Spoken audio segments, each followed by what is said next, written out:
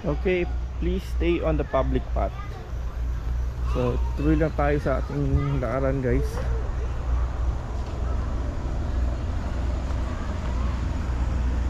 Ah, wala, may aso. Aso ba yun? Hindi.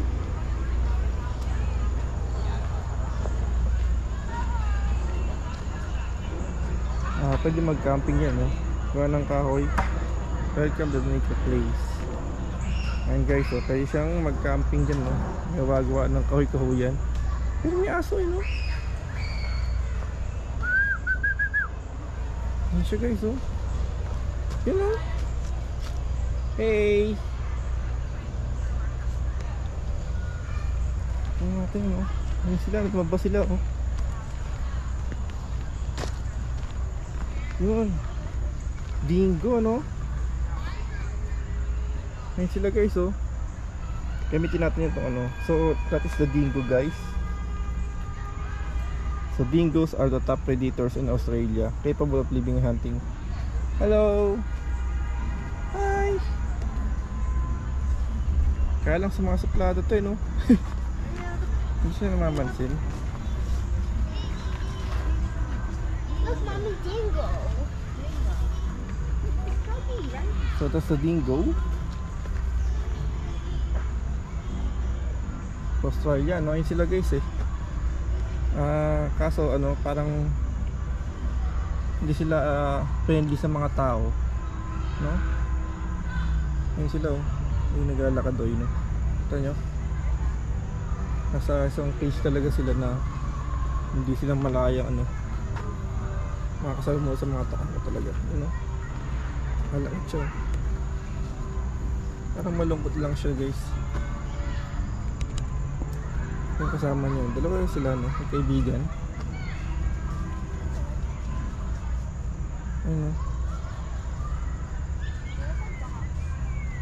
Ayun sila, lalapit na yun. Hey, doggy, doggy, doggy. Oh no, they're not listening.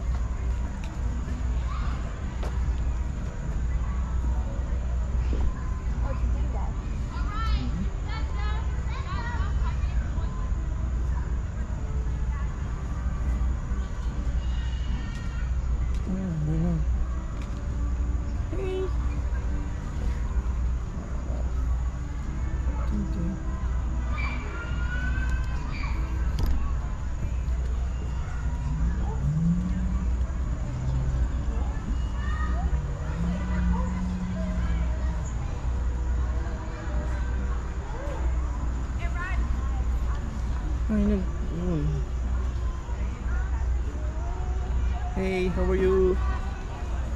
Wala, suplado, no?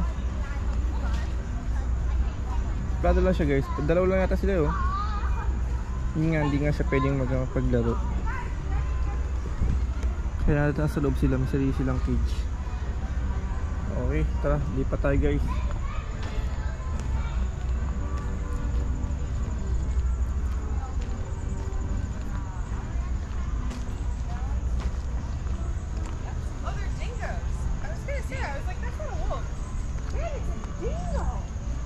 Tapos ito mayroon siyang bee. Ayun, mga bee. Honey bee. Yan din pwedeng pumasok doon, no? Dito mayroon siyang honey bees, ano?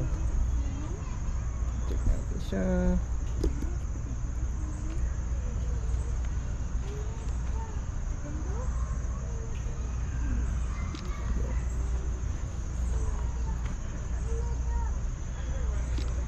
So guys, check natin yung video, no?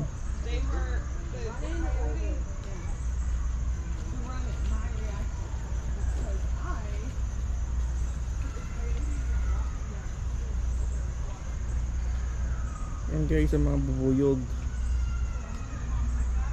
Pinaka nila apartment. Apartment tuloy. So meron pa doon, guys, eh. Ayun sa right, ayun siya, no?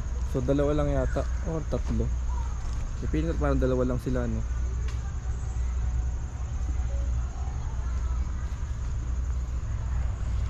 Ito yung dingus, eh. Yung dingus.